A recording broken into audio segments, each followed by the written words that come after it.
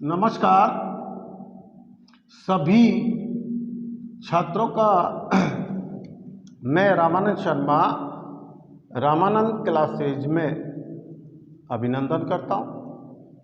तो आज हम इलेक्ट्रिशियन थ्योरी में सुरक्षा युक्तियों के बारे में देखेंगे और आपको दो ही नाम मिलते हैं सुरक्षा युक्ति के रूप में। एक तो भंजक जिसे आप फ्यूज और निम्न में कहा जाता है भंजक। दूसरा जो है सुरक्षा युक्ति जो हमारे इलेक्ट्रिकल सर्किटों में काम में लाई जाती है, ग्रिड स्टेशन वगैरहों पर, हमारे घरों में, वो है परिपथ वियोजक। परिपथ वियोजक सर्किट ब्रेकर। जैसे इनके नाम है ठीक उसी प्रकार से इनके कार्य भी है। तो पहले बात करते हैं हम फ्यूज की।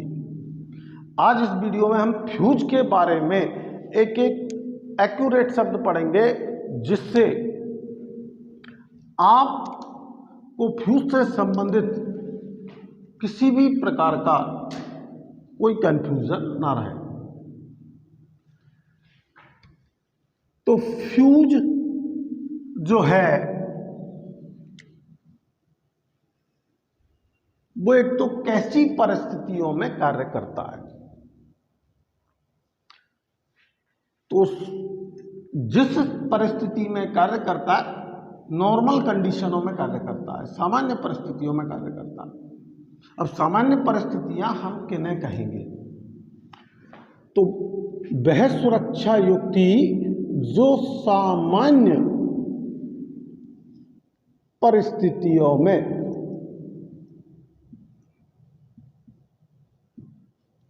लघु पतन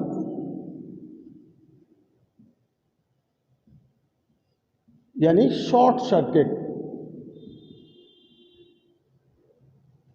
से हमारी सुरक्षा करता है परपथ में, उस युक्ति को हम क्या कहते हैं? भंजक या फ्यूज। अब सामान्य परिस्थितियों का मतलब देखिए आप कि जैसे आपका घर है, उसमें आप किसी कमरे में गए हैं तो वहाँ पर आपके दो बोर्ड लगे हुए हैं। तो आप देखते हैं कि जो फिटिंग करने वाला है, वायरिंग करने वाला है, वो एक बोर्ड में अलग फ्यूज लगा जाता है, दूसरे में फिर अलग फ्यूज लगा देता है वो। तो वो हमारे जो संपूर्ण कमरे का सर्किट है उसको दो पार्टों में विभाजित कर जाता है। लेकिन एक आप मीटर से पहले, मीटर के तुरंत बाद आप जो है क्या लगाते हैं? कई जो है मीटर के बाद भी लगवा लेते हैं आजकल सर्किट ब्रेकर, जैसे एमसीबी आप आमतौर पर देखते हैं, और एक जो है मीटर से पहले लगा दिया जाता है। तो अब सामान्य परिस्थिति का मतलब क्या हुआ कि आपके उस कमरे में जितना सर्किट पर वो फ्यूज लगा हुआ है उससे मान लीजिए आपके दो पंखे जुड़े हुए या दो लैंप जुड़े हुए, बल्ब जुड़े हुए, तो वो उन दो पंखों लैंपों की ही शॉर्ट सर्किट से सुरक्षा करके और परपथ को विच्छेदित कर देगा। ठीक उसी प्रकार दूसरा जो सर्किट है उसमें दूसरा फ्यूज कार्य करेगा। तो अब एक कंडीशन फिक्स हो गई हमारी कि ये इसके लिए काम करेगा। लेकिन आपके जो एमसीबी है वो परपथ में संपूर्ण में एक जो लगी हुई है, वो किसी भी कमरे में यदि आपके घर में जो है कोई भी दोष हो जाए तो वो तुरंत संपूर्ण आपके परपथ को तोड़ देती है, विच्छेदित कर देती है। तो अब सामान्य और असामान्य कहीं भी घटी फॉल्ट, कहीं भी हुआ, आपके संपूर्ण परपथ को उसने अलग कर दिया। तो यह सामान्य परिस्थिति भी है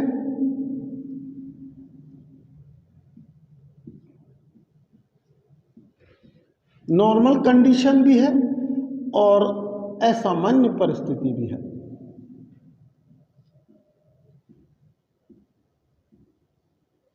तो आप समझ रहे होंगे कि दोनों का अंतर समझ रहे हैं कि सामान्य परिस्थितियों में आप जिस सुरक्षा युक्ति को, सेफ्टी डिवाइस को काम में लेते हैं शॉर्ट सर्किट से बचने के लिए, उसे फ्यूज कहते हैं। और जो सामान्य नॉर्मल कंडीशन व असामान्य परिस्थिति में परपथ को विच्छेदित कर देता है शॉर्ट सर्किट, और एक ओवरलोड से भी इससे सुरक्षा की जा सकती है, यानी अतिभारण से। तो यहाँ दोनों चीज़ कह सकते हैं हम, क्योंकि ये एमसीबी में दोनों ही चीज़ों की व्यवस्था होती है। एक केवल ऐसा सर्किट है एमसीबी जिसमें दोनों से सुरक्षा मिलती है, लघु पतन व अतिभारण। तो यहाँ दो कार्य इसके हो गए, एक तो सामान्य परिस्थिति और असामान्य परिस्थितियों में सर्किट को पर्पस से विच्छेदित कर देगी, और दूसरा शॉर्ट सर्किट और ओवरलोड से आपकी सुरक्षा कर देगी। अब सबसे पहली बात आती है कि फ्यूज का प्राथमिक कार्य क्या है। ये क्वेश्चन काफी बार जो है स्टूडेंटों को कंफ्यूज कर देता है कि फ्यूज का प्राथमिक कार्य क्या है। अब आपको शॉर्ट सर्किट से सुरक्षा भी आता है उसमें ऑप्शन, आपको ओवरलोड से भी आता है, और आपको ये भी आता है कि परपथ को खोलना। तो सबसे पहला जो फर्स्ट कार्य है वो फ्यूज का क्या होना चाहिए? परपथ को खोलना। अगर जब तक परपथ खुलेगा ही नहीं तो आपके शॉर्ट सर्किट से सुरक्षा अन्य युक्तियों की कैसे होगी? तो सबसे पहला कार्य ये होना चाहिए फ्यूज का, परिपथ को खोलना। उसके बाद दोष से सुरक्षा करना है, शॉर्ट सर्किट से सुरक्षा करना है हमारे। अब देखिए फ्यूज के कुछ पारिभाषिक शब्द आते हैं। आपने फ्यूज देखा है तो फ्यूज दो प्रकार के आपने देखे, तो निम्न में दो ही प्रकार हैं फ्यूजों के। एक तो है पुनः तारण फ्यूज, पुनः तारण फ्यूज, रिवायर वेवल फ्यूज।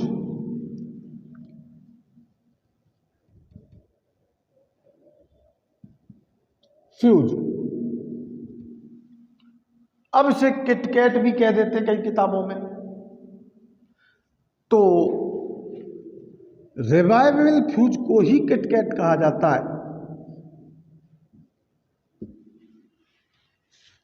हमारे कभी भी पेपर में वो शब्द देता है तो वो रिवाइवेबल या पुनः तारण फ्यूज देता है। एक अपने विदारण क्षमता वाले फ्यूज है, विदारण क्षमता वाले, विदारण क्षमता वाले यानी रैप्यूचिंग कैपेसिटी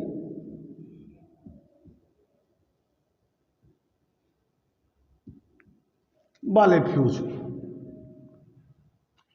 जिनमें आप विशेष करके बुकों में केवल एक ही नाम पढ़ते हैं, जबकि ये दो प्रकार के होते हैं।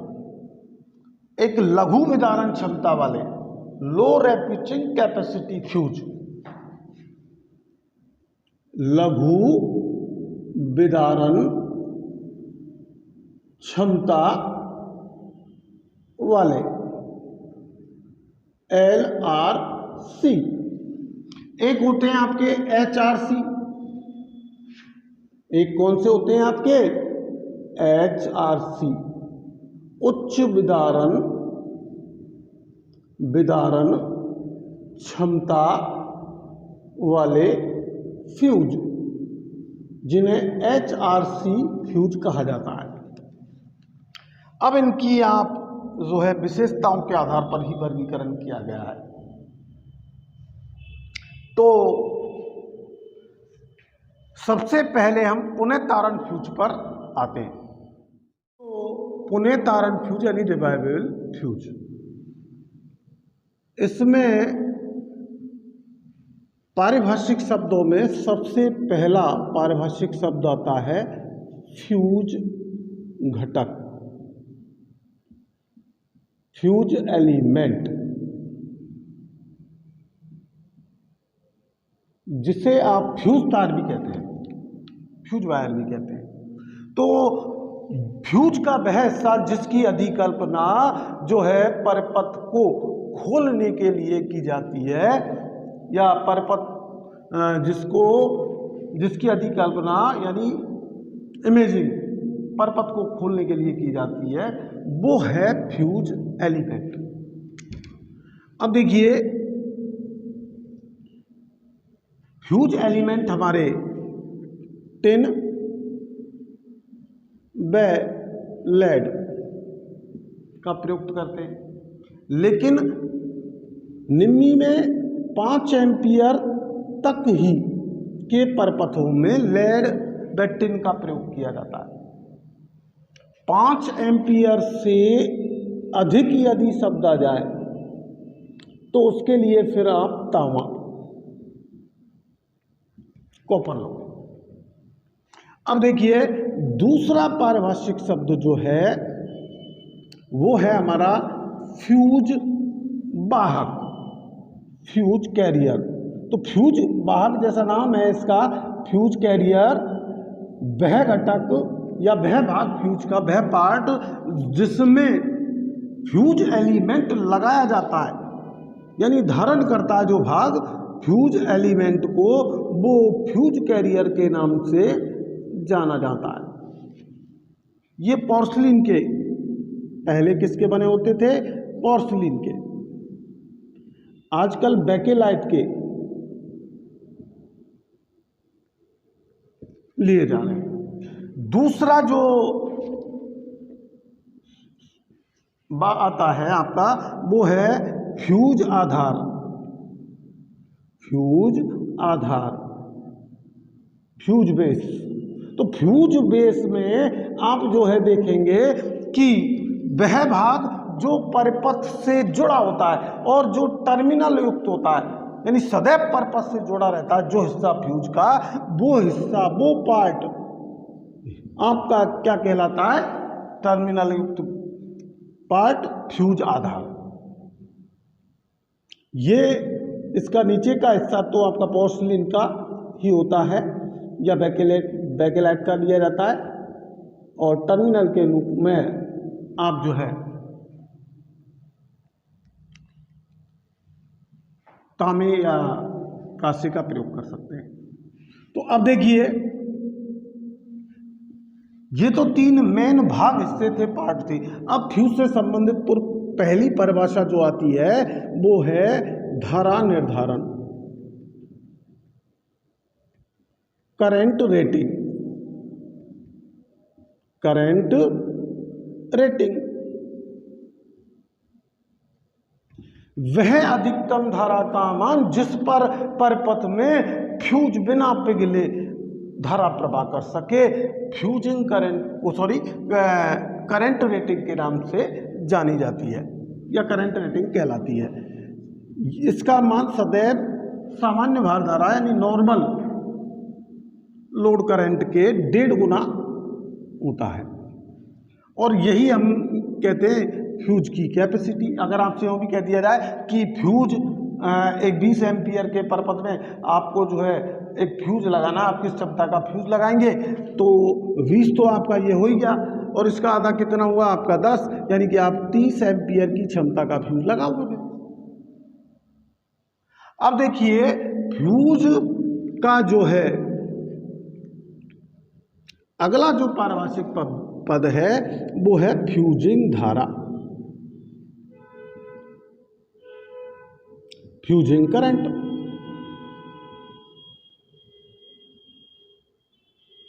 तो जैसा नाम से ही है स्पष्ट कि फ्यूजिंग, तो वह अधिकतम धारा जिस पर कोई फ्यूज पिघल करके और सर्किट को तोड़ दे, विच्छेदित कर दे, फ्यूजिंग करंट कहलाती है।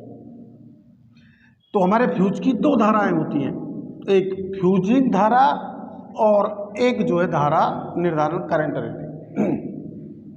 इन दोनों का अनुपात यानी कि इन दोनों का रेशो धारा निर्धारण और फ्यूजिंग धारा। फ्यूजिंग गुणक के नाम से जाना जाता है, जिसका कई बार प्रश्न आ चुका है। धारा निर्धारण और फ्यूजिंग धारा का रेशो, अनुपात क्या कहलाता है? Fusing factor. क्या कहलाता है? Fusing factor.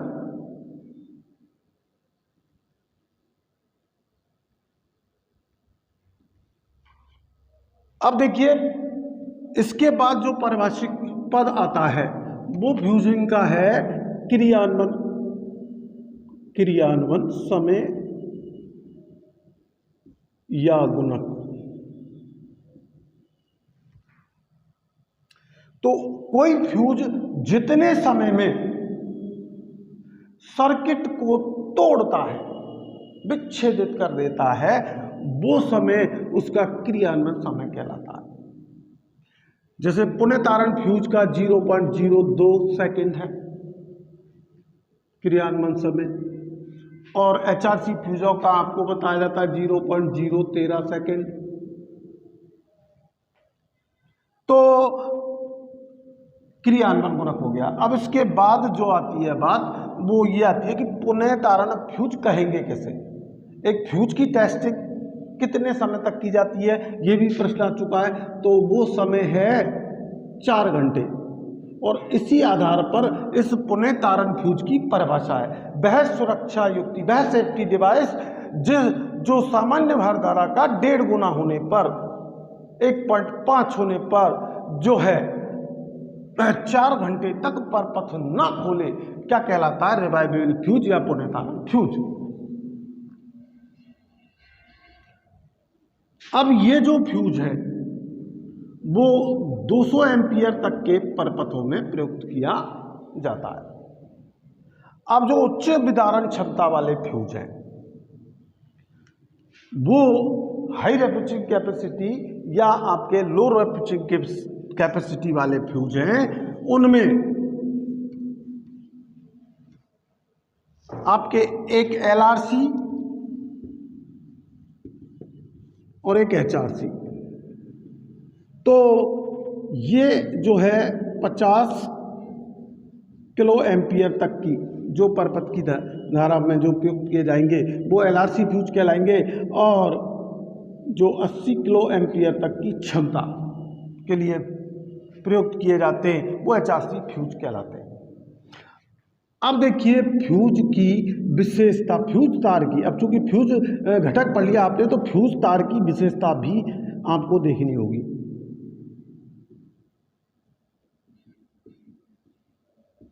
फ्यूज तार की विशेषता आपने कई तरीके के ऑप्शनों में आती है, तो कभी हमको आंसर में मिलता है निम्न गलनांक। एक तो निम्न गलनांक होना चाहिए, और उच्च प्रतिरोध, हाई रेजिस्टेंस एंड लो गलनांक। तो इसी को दूसरे रूप में कभी कभी जो है ऑप्शन में ऐसे दे दिया जाता है, निम्न गलनांक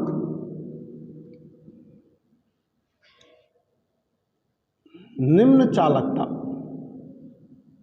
क्योंकि जिसका प्रतिरोध उच्च है उसकी चालकता तो निम्न होगी। तो ऐसे भी तो कह सकता है बहुत से कि निम्न गलनांक व निम्न चालकता। एक प्रतिरोधकता के आधार पर भी, तो ये प्रश्न मैं आपसे पूछ रहा हूं कि फ्यूज की विशेषता प्रतिरोधकता के आधार पर क्या कहेंगे आप? निम्न गलनांक निम्न प्रतिरोधकता कहेंगे या निम्न गलनांक उच्च प्रतिरोधकता कहेंगे? ये कमेंट्स में जरूर बताएं। तो कल हम जो है सर्किट ब्रेकर पढ़ेंगे और उनके सिद्धांत पढ़ेंगे। आप जो है हमारे चैनल को सब्सक्राइब करें, लाइक करें, कमेंट्स करें और शेयर करें। और बैंकिंग स्टूडेंट से विशेष करके निवेदन है मेरा कि जो जय वशिष्ठ सर हैं उनका उत्साहवर्धन करें, और भी जो फैकल्टी आज इंग्लिश की जो मैंने डाली है वीडियो, उनका भी उत्साहवर्धन करें, जिससे हम अच्छी से अच्छी फैकल्टी हमारे प्लेटफॉर्म पर आप तक पहुंचा सकें। धन्यवाद।